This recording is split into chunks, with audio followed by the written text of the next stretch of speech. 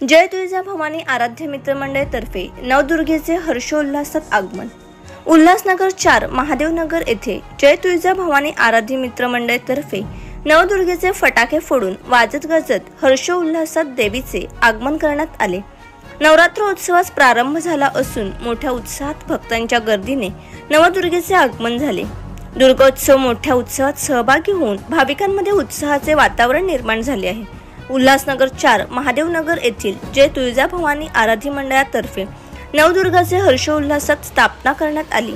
यावेळेस कल्याण जिल्हा प्रमुख धनंजय बोराडे, नगरसेविका वसुधा बोराडे, संभाजी चोरगडे, बापू सावंत, विजय सावंत, कार्यकर्ते व स्थानिक रहिवासी मोठ्या संख्येने उपस्थित होते।